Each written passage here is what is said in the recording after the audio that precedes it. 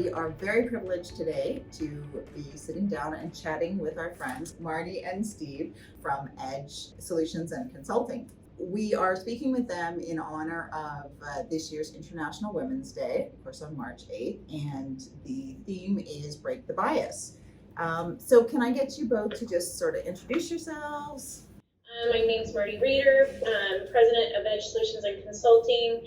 I started off in the tech world, more in the financial industry, selling ticker data.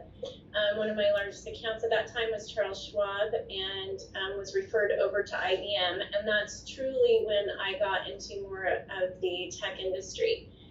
I started with IBM in 1996. And by 1999, I had started Edge as there was an increasing need for minority and women-owned businesses, especially in the public sector. A lot of course, grant funding, things like that for companies that was going through the maybe companies. So started off selling services and then kind of gravitated more to hardware, software. And then in the last 5 years, with the changes in the industry, moving to the cloud and what have you, have been refocusing again on a services-based company, and really thankful for my partnership with Steve, because the vision that I had over the last decade, I'm starting to see come to fruition today.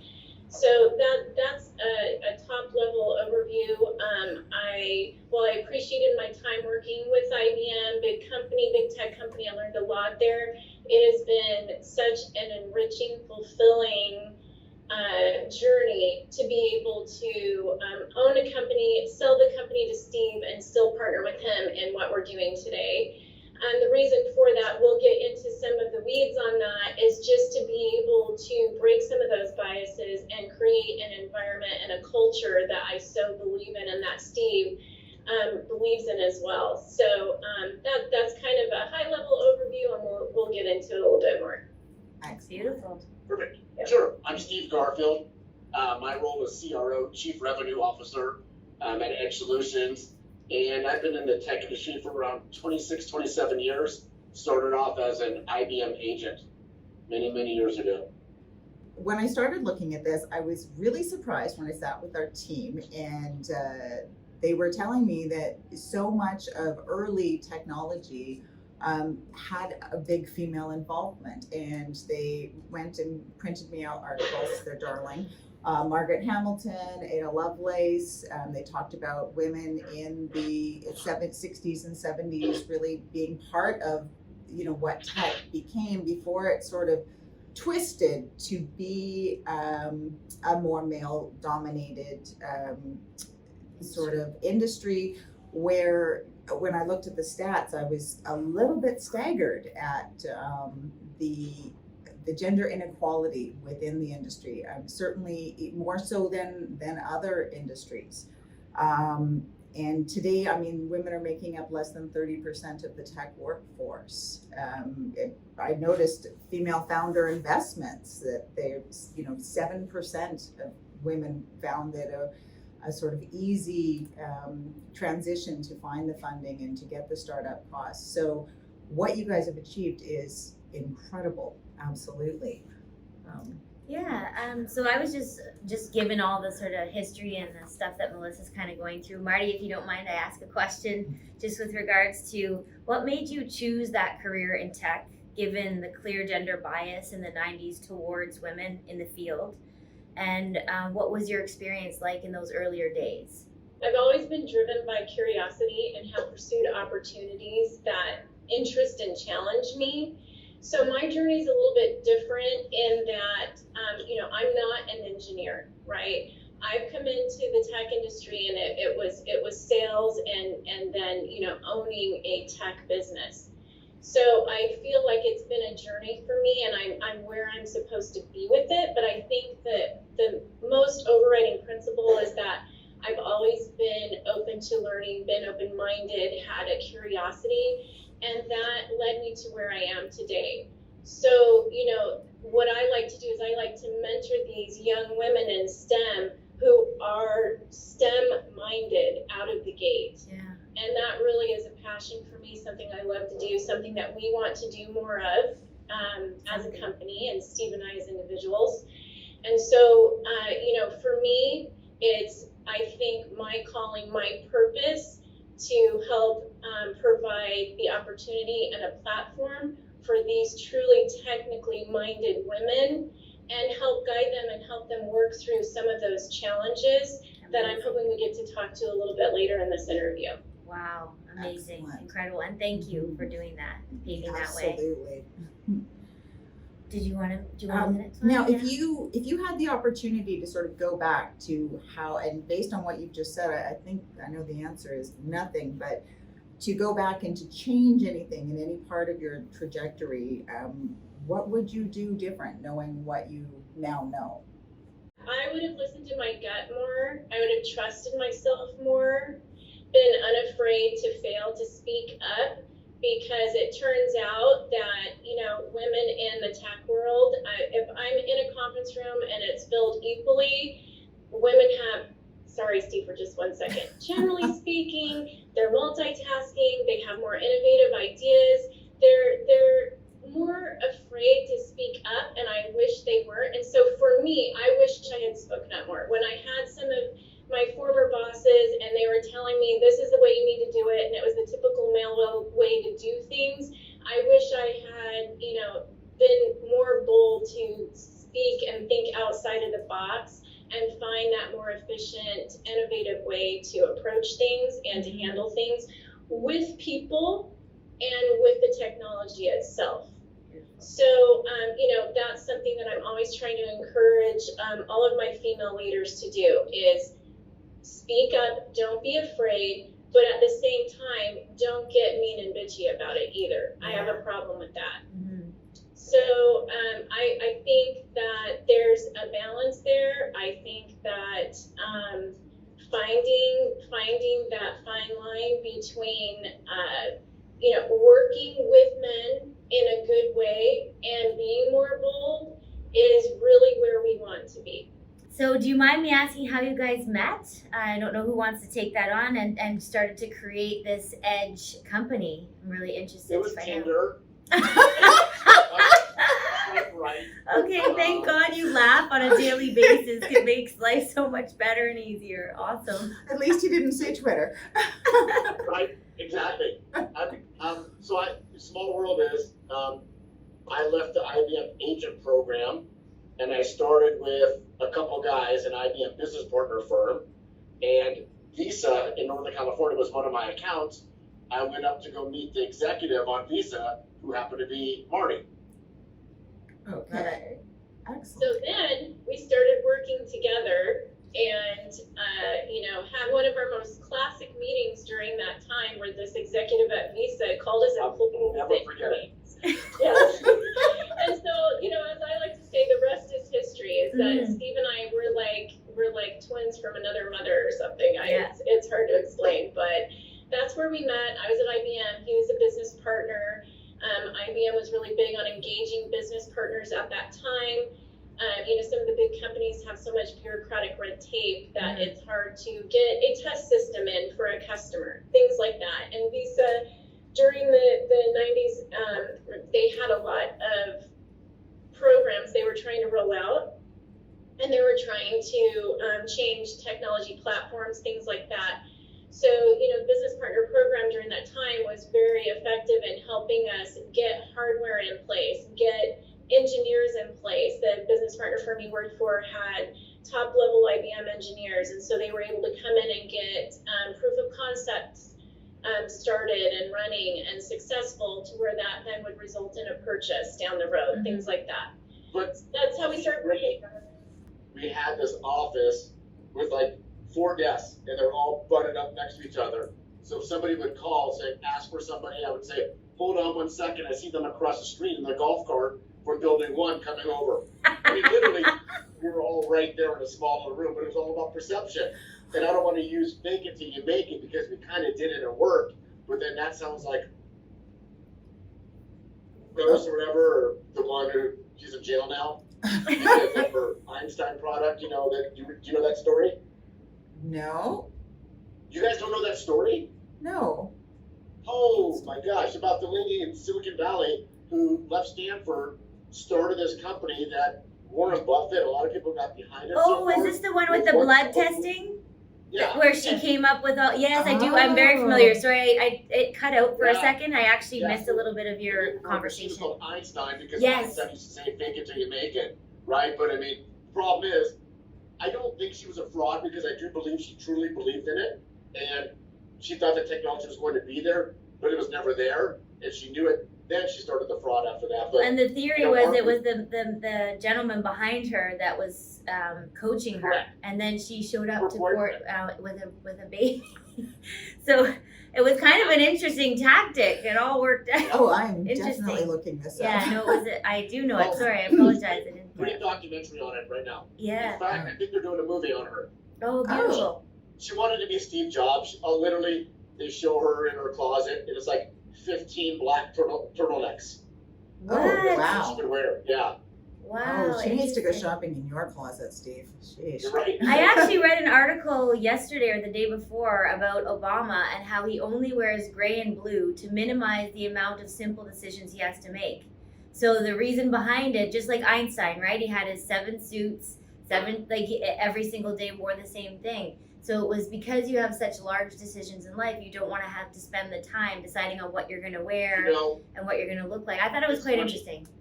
I have a 25-year-old daughter, and I talked to her about when she went to private school wearing uniforms. Mm-hmm. And I asked her if she liked it. She's like, I did. I'd wake up every morning and figure like they wear a skirt or pants. I mean, that's it, Yeah. right? And she wore white every time. It was just easy for her, you know? Yeah, and as a mother, I love it. My son goes to a school where it's uniform as well, traditional. And in the morning, all I have to do is find the blue pants and the little Yep. collar shirt, and I'm done. So I buy. It's very Yep. easy. Yeah.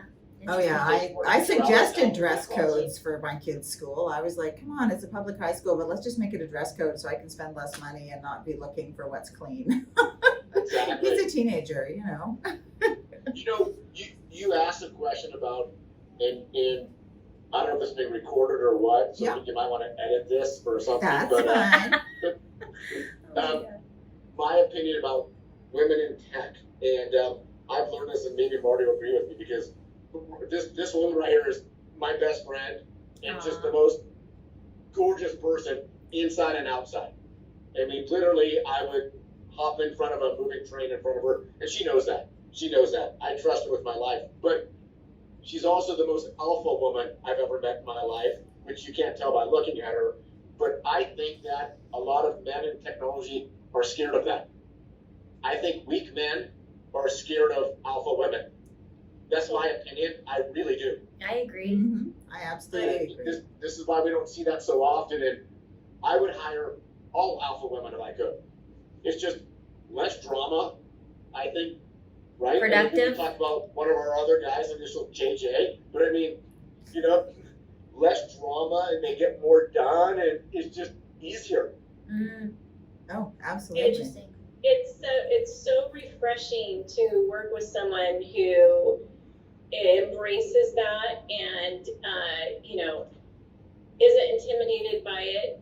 And so, one of the things that's important to me in my mentorships is to help females learn how to handle men that can't handle it, that are intimidated and threatened by it.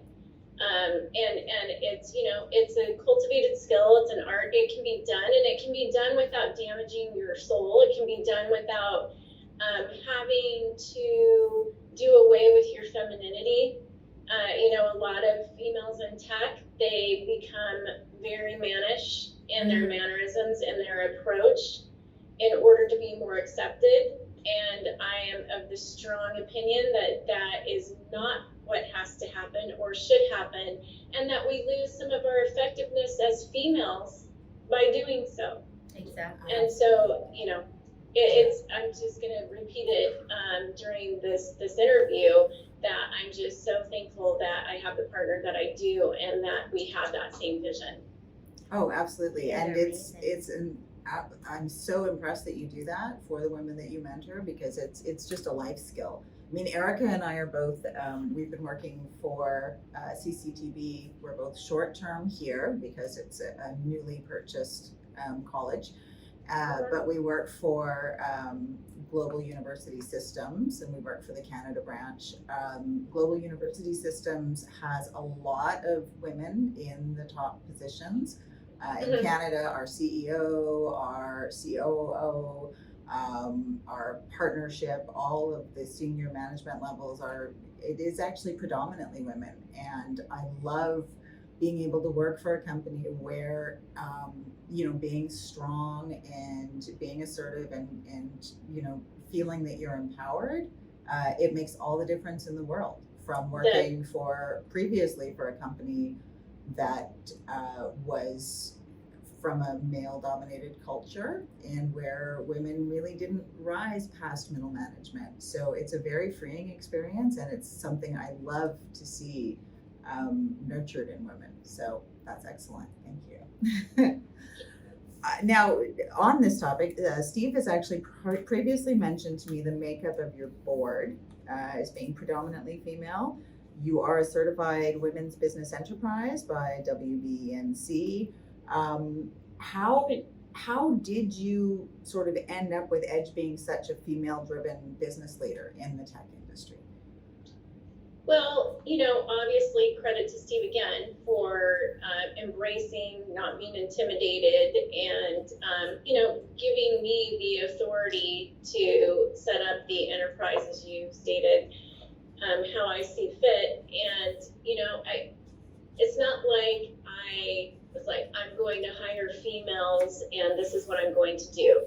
What we do is we find the most qualified person for the job. And, if interesting to note, some of those qualifications might be outside of the box.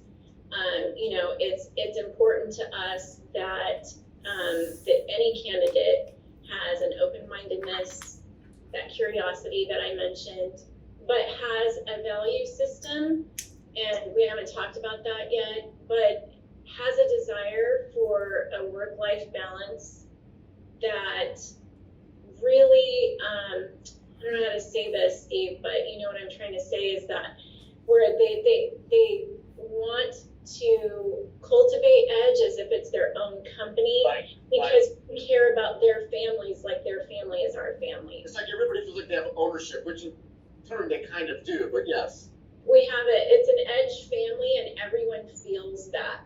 So if someone first and foremost doesn't want to be part of the Edge family, it's not going to work. Mm-hmm. So have there been a lot of female candidates that have been the most qualified? Yes. Has it been embraced by the organization? Yes. Do I think that in the tech world that a lot of qualified female candidates get passed up, and as such there's not as many females in a particular group or company? Absolutely. So it's really based on qualification, and it's based on our willingness to pick the right candidate, I think. It's kind of a corporate culture thing, hey, and where the values and the attitudes are a little bit, on the priority scale when hiring and bringing the team together. Right. Yeah. Interesting. Oh, absolutely. In fact, I would say that's more important to me. Steve, you've said this before.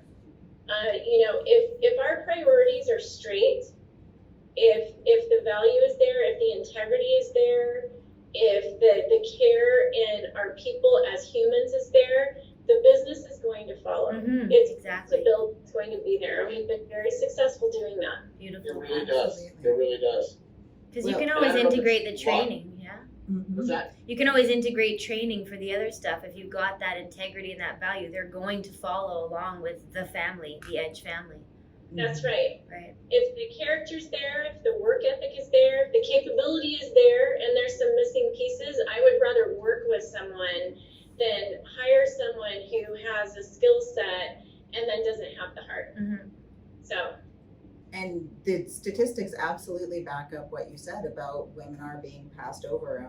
When you look in the United States alone, they're saying that only 1 in 4 startups have a female founder, but they're also saying that the number of women on the boards of directors are, about a third in Right. comparison. And so, I'm extremely impressed that you guys have moved forward and that you've got this really good positive atmosphere. It's interesting. I like to think of us as a little boutique. The way we do things is just, let's just have fun, do things a little differently, right? I'm still a big believer, and I tweeted this before, and a lot of people got mad at me, but, the customer's always right. I still believe in that. A lot of people have no, depending on the business, I'm like, no, because I don't care. You know what? If I'm 100% the customer made a mistake, don't care. We just take care of it and so forth and move on. And I think that's what makes us different than everybody else. I take care of the problem. I don't care about the financial side of it. I'll figure that out down the road and so forth. And that's what makes us, I think, pretty successful. The other thing too in attracting the right kind of candidates is around our strong conviction that there isn't any one transaction that's more important than our customer, Nice. the money transactions, or our employees. And that's a differentiator in the workplace today, and we attract a different caliber of candidate because of that as well. Definitely. That's excellent. I remember that tweet. You did get in a lot of trouble. I did. I know. I disagree. I'm like, okay, I don't, and it's working for us, Oh, That's like absolutely. one of us is on Twitter, and then Yeah, this and is, just so yeah. also Marty and I are very similar in some ways, and then we're complete opposites in some Yeah. ways, which is great, which is a great balance. Yin and yang. Absolutely. Oh, absolutely. I think we've only been in 2 arguments, maybe. right.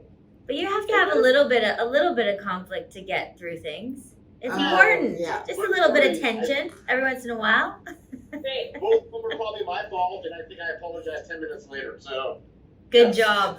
That's Because the alpha female would have come I after liked you. the probably my fault. Yeah. Cute. Cute. most likely. Exactly.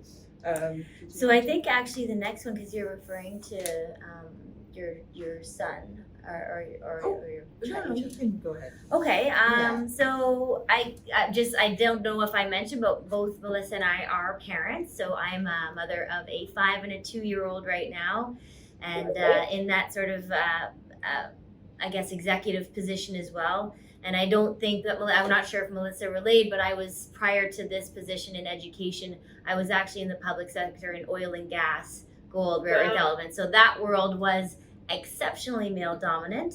And I did, similar to you, Marty, I did sort of carve my way through without jeopardizing my feminism. And I ended up becoming vice president of corporate communications for a number of organizations in that space. And it was challenging. I had to crawl and fight, but I mean, in a tactful and diplomatic way, because my father was a diplomat for Canada, so it helped sort of carve that in my life.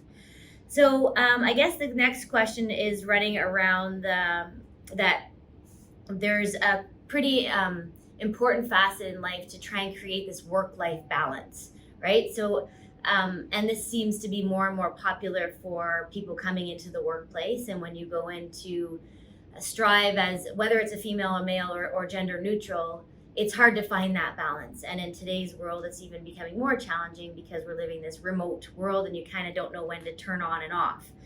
So, so I'm just wondering how, with your guys' families and teams, how do you create within your corporate culture that ability for your team to be extremely productive, but as well feel like they have that work-life balance in the technology space? Because it moves so fast. So how do you ensure that kind of stays intact within your organization? I would say, short answer is open collaboration and creating a culture that's flexible around people's best work time. There was an article published recently in Harvard Business Weekly, and it was around remote working and work-life balance. And it just really resonated for me. And it was like, okay, great, Steve, you know what, we're on target, but here are some areas that we can improve. Mm-hmm. So what the open collaboration means is that you have all sorts of different tech and apps. Like on Microsoft Teams, you might have OneNote or whatever. And so there may be someone does their piece of something and then they need feedback, and their best work time's 5 a.m. And then we have different time zones because we're, across the nation. So someone else's best work time might be 6 p.m. at night. That's 9 p.m. on the East Coast. So, we have, when we have a deadline, we have a deadline. But for the most part, what we try to do is allow people to do their best work time and manage their families. They may be at soccer practice with their kids at 3 p.m., but then they're willing to pick up the ball and work at 9 p.m. at night. So it's get the job done. We don't care where and how you get the job done, but get it done and take care of the customer and make sure they're 100%.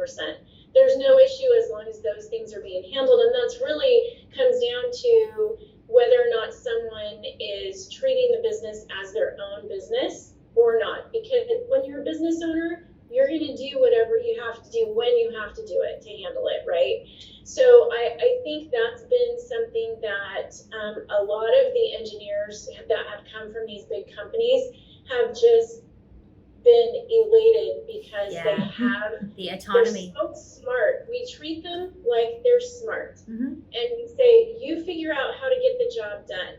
And it's like, wait, what? And at first they're really surprised by that. But then they find creative ways and they end up working harder for us and doing more because we give them that.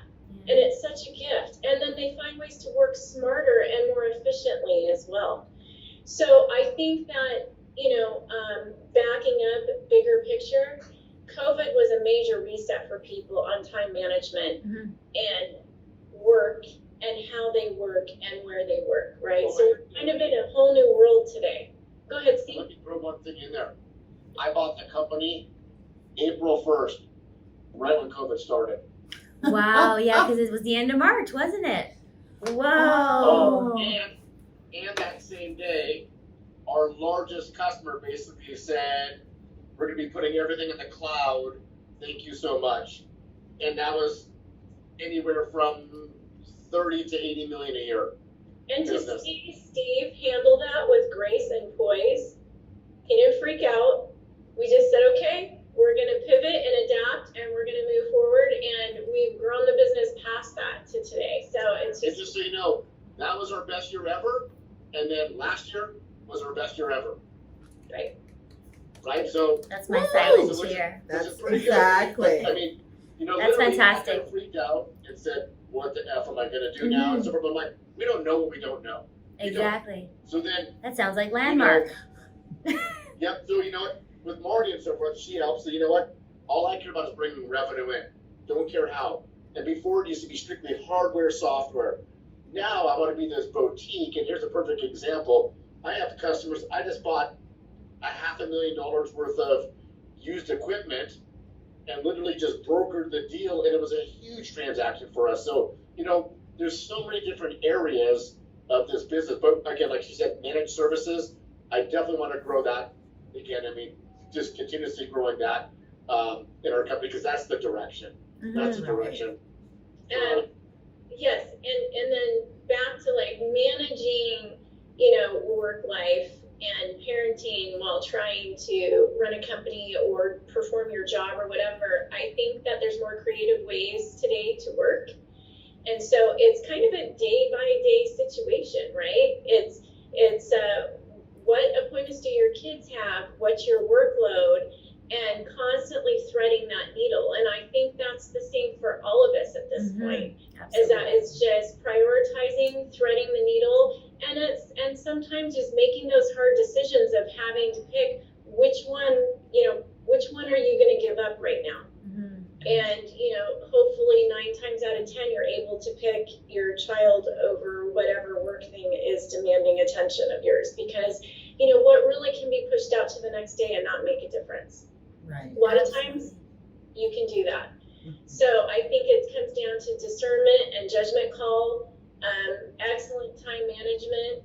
And what does excellent time management mean? That's a very relative term, right? For some, time management means being present, just being. and slowing down and not putting so much on your plate, not demanding so much. And for others, it's threading every needle and maximizing every possible second. And if you haven't done that perfectly by the end of the day, that you're not doing enough. And I think that's the pressure that women in the workforce put on themselves a lot. And that's something that, I'd like to start to speak about more, to try and take some of that guilt and that pressure off of us, where we can't do everything and we can't be everything, but at the same time doing what we do best and living into our purpose is also really strong for our children. That's very important for them to see and to observe, and for us to live out for them, because then they're going to play that forward as well. Gosh, as we Marty, exemplify that in our lives. you need to do this. I'm feeling emotional because I keep I'm thinking of my kids, and the guilt for me comes more on, you work too much and then you feel like you haven't spent enough time with them. So I often feel that. I feel like I haven't given enough. And then, just even thinking the way you're sort of presenting it, the perception, it's almost like a mindset shift, right? It's something that you have to change in your brain. And if you can do that, then you keep that confidence while you drive. But hopefully, and you share it with your kids. Mm-hmm. What you're doing with your kids, because you're teaching them as you go along, and that's time spent with them as well. Yeah. So here's how I'm organizing this. I have this challenge. Just kind of open up your thought process with them, and then they feel connected to you and maintain that connection. It doesn't have to be every minute. It's not the amount of time, it's the quality of time too. Yeah. And forget that, right? I coached my daughter's soccer team from 6 to 18, 12 years. Practices were Monday, Wednesday. I never traveled on Monday, Wednesday. I just worked around it. Amazing. And so forth, and basically, this is with me everywhere I go, right? So I don't need an office to be able to get things done. And also I hire a lot of people smarter than me. So it makes things a lot easier. A lot easier. You're a genius, Steve. Yes, Oh, absolutely. Where we have technology today, and that's my point, is that back in the 90s when I was a young working mom, you were at your job or you were home. Mm-hmm. Presented a lot of challenges, and women in the workforce at that time, you couldn't bring up your vulnerabilities as a mom and what you needed to take care of. Your child was sick, you generally didn't say your child was sick. Mm-hmm. Right. You didn't talk about your motherhood, you acted, you had no weaknesses at all. So I see where we have evolved as a culture, because dads are doing the dad thing a lot more than what used to be. And especially with COVID, it seems like it's kind of bridged that gap where it's very commonplace. How many funny Zoom calls have there been in the last couple of years, right? And dogs and kids and I have no shorts on.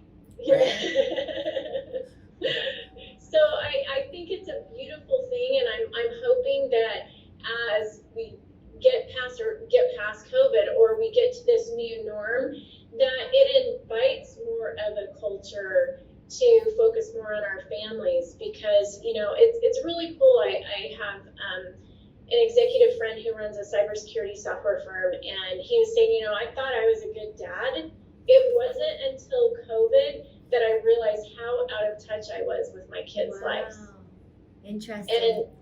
And I just think that even your kids 5 and 2, when you're going to have a packed day, there's all sorts of little ways that you can plan and be creative around to make sure that they feel connected to you. And that, at the end of the day, over the span of their childhood, is the most important thing, is for them to feel that connectedness with you. And that could be 1 minute in a day, it could be an entire day, but there's a way to do that. Absolutely. And I know there is. Absolutely. We need more Martys. Can we clone you? Exactly. So you I'm can- basically honestly, planning to I make her really- president. Yeah. So, Amazing. And So just so you know, when I bought the company Mm-hmm. from Marty, I turned around and made her president of the company. Thank God. Because, Oh, of Gosh, course, whoever, yeah. brilliant. of course, because I want her to retire, because she she doesn't need to work or anything like that, but, well, she does for her mind, I think, but, Right. you know, and it's just, we were able to create something that works really, really well. We're No, big, even, and we're passionate about. you know, we're big on hiring friends and family that we know, like, and trust, obviously, and you know what? Things are working. Things have worked really, really well. My niece was a deputy sheriff during the, right when, during the elections and so forth. She was 2 years working the jail. They were going to throw her on the streets during the riots. Right then, zero training. Wow. Scared. She was trying to get pregnant for many, many months. Couldn't get pregnant because of all the stress and so forth. We hired her to work on our cybersecurity team, and within a few months, she gets pregnant. Nice. Oh, it's that, yeah, that Yay. de-stress. Yeah. I love it. Yeah. She's not 6 months old now, but little things we do, like, for instance, she didn't go on maternity leave or disability. You still paid her her full salary. Wow. Good You for know, you. Wow. And we do a lot of things like that. I mean, and we're believers of things like that. When it comes to benefits, you know, Marty, you know, not just, we don't just pay for the employee, but we also pay up to, is it $1,000? Because I think I had this wrong. Well, what we do is we just pay, we pay a certain portion so that, which is more than most employers, so that For their family. we're burdened with the medical premiums that are just so costly today. Even when you work for a company, you're paying so much out of pocket for your premium from your paycheck. So we try to cover, you know, one way or another, medical premiums for our employees. It's just a way to show that we care about you and your family, and it just really goes a long way for each of them. Absolutely. It It's a almost big, feels like strong it's not a message. job for you guys. This is not a Right. job. This is just Right. something This you're doing is- for fun. Exactly. Oh, Like, yeah. you know, we're it's big on great. bonuses and so forth, right? And nobody leaves the company. It's kind of like The Firm, I think, the movie The Firm. Oh, Right. yeah. But Okay. nobody leaves for less nefarious reasons, so that's good. Right. For our Canadian team, of course, Edge is an American company. Therefore, when they're talking medical Very different. and parental leave, it's very different because, of course, in Canada, you are covered by government for 50% of your salary, or it can be a bit more, Mhm. up to a cap for up to a year. Whereas in the States, I mean, I've heard of women in the armed forces going back to work and being shipped out 6 weeks after giving birth, and being Canadian, that's extremely shocking. Shocking. Yeah. And our medical premiums are actually, you know, covered as a part of our taxes, so it's only extended health. But what you guys do is an amazing way to really. I mean, I would never leave with you. You know. No, I actually was wondering if Yeah. you were hired. Erica, No, I'm just kidding. you don't know I this, said but we take have that our off. I'm phones just here joking. and we're Yeah, I'm resume. very We're sending our resumes. No. No, exactly.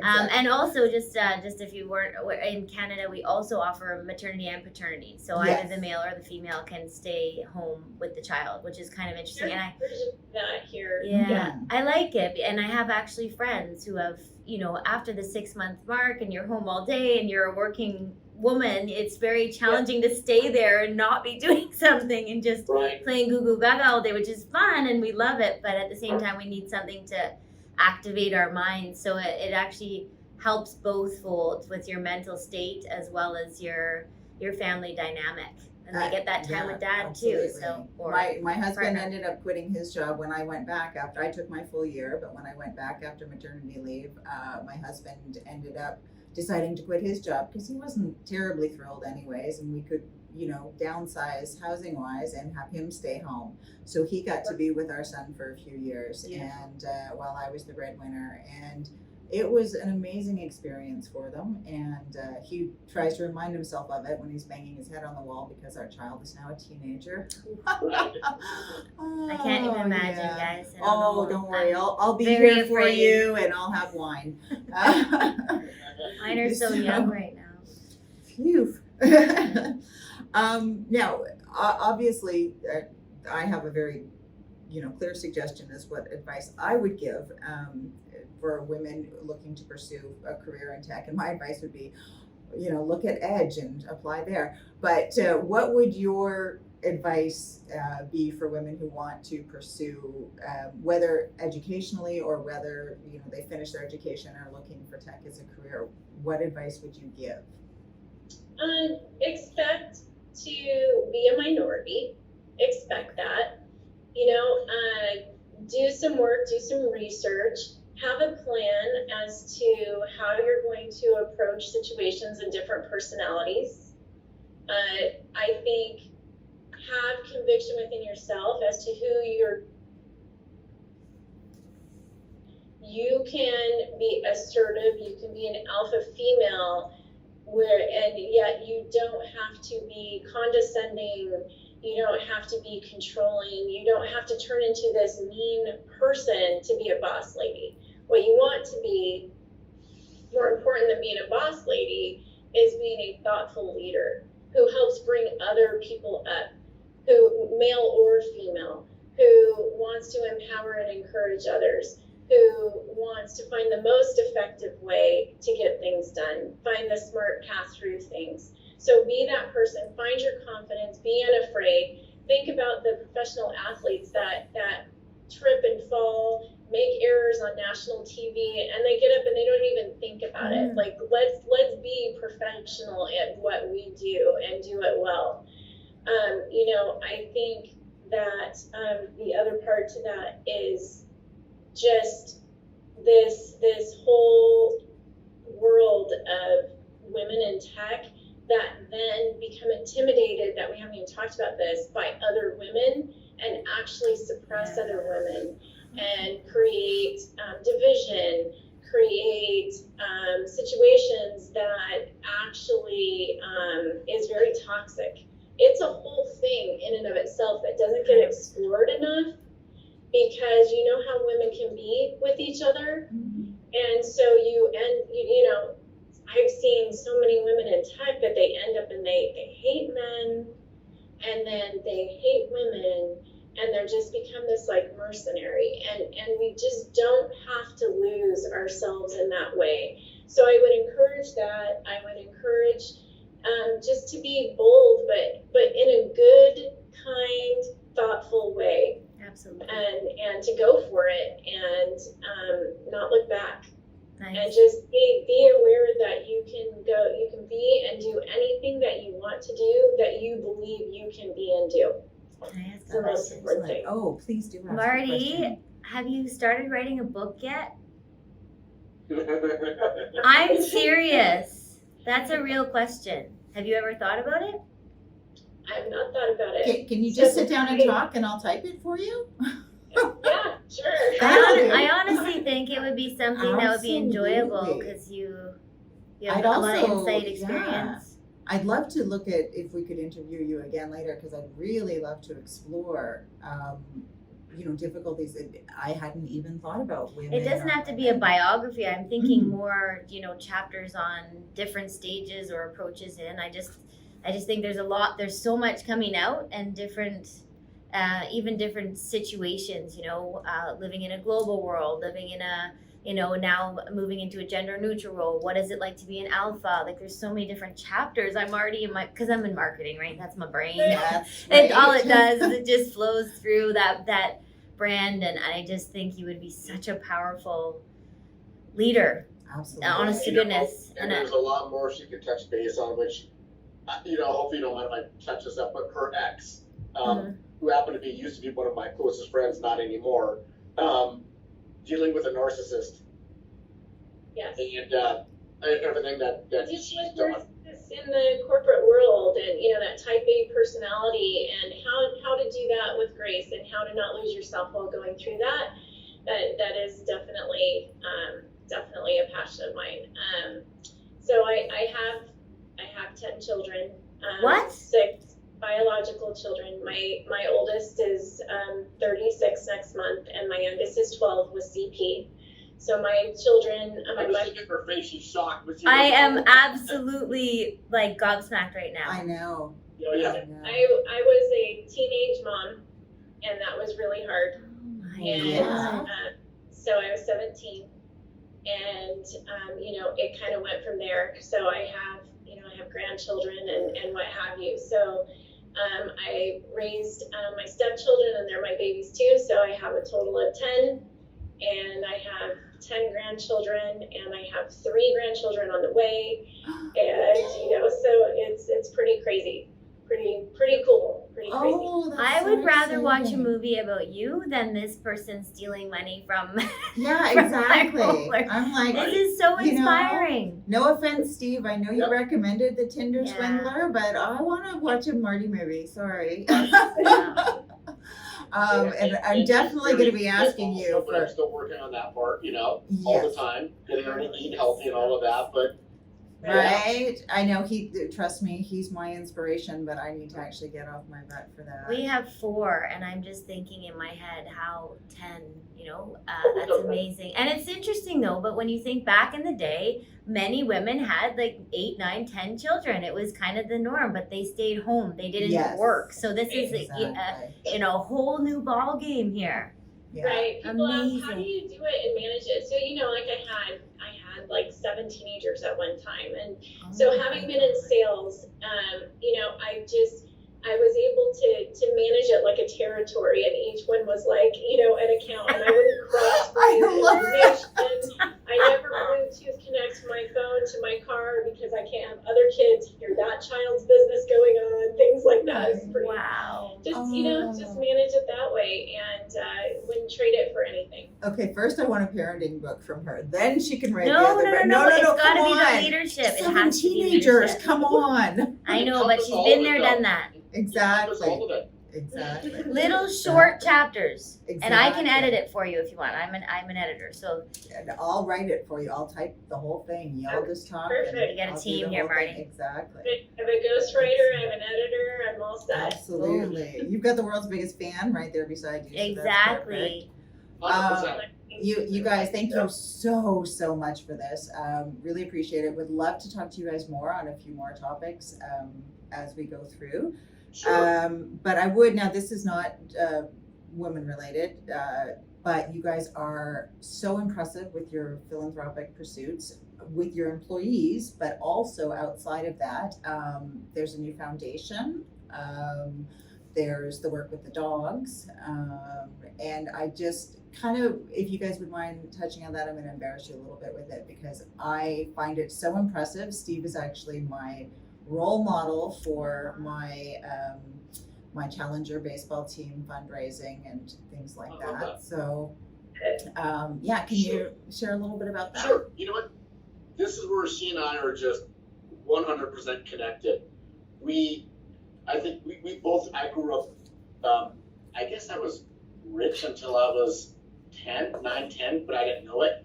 And then I went from riches to rags, which is probably the best thing that ever happened to me ever, right? All my clothes were hand-me-downs and so forth. And, we've worked our asses off and so forth. And we're both big into giving back, both big into it. I mean, no matter what it is, right? Animals, people, blah, blah, whatever, right? And we both have the same heart, when it comes to these things. So on Twitter, I was doing it originally with my own money.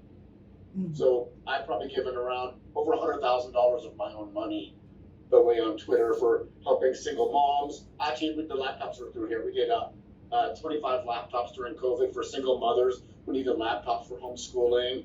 Done a lot of things. And, Marty does things all of the time. In fact, But my passion, can I tell them what my charity Please do. yeah.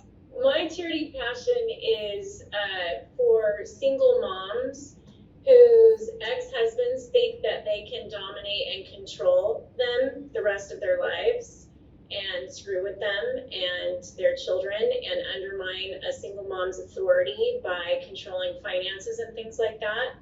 So I have such a passion and heart for those women, and I just help them with legal representation until the ex-husband learns that they can't just bully their ex-wife around, and just for fairness, not to annihilate him. Mm-hmm. Mhm. I'm merciful, but I don't do that. But just to level the playing, no, seriously, Right. just to level the playing field and to give that mom a chance to be a mom that feels valued and isn't constantly being messed with. There are a lot of those situations, more than you could realize, that occur where these ex-husbands just take advantage of situations and continue to bully and go and have whatever life they want and don't allow the ex to have a starting point, to grow, to build a life of their own at all. It really is a controlling, abusive situation that continues past divorce. And so that is my area of passion, is to find them, and they come to me, and for me, I feel like God brings them to me in different ways, and that's what I like to do for my charity work. Awesome. And when we started about this, putting the foundation together, and I think we're gonna call it Edge Forward, and hire somebody to help run it and so forth. So if it's a passion of hers, Yes, I believe you hired a woman for that too. Just gonna put that out there. yep. Good. If it's a passion for Marty, then it's a passion for me. Awesome. So we both agree on all of this. That's right. That's... I love all the different ways that Steve finds to give that gets put on his heart. We were told that we needed to have 4 initiatives, and I said, well, as long as one of them can be a bucket for whatever comes in that touches our hearts, then we can work with 4 initiatives. That is fantastic. Perfect. Thanks so much, you guys. Talk to you Thank you guys again so much. soon. Thank you. Thank Nice you. meeting you. Bye. Bye, guys. Bye.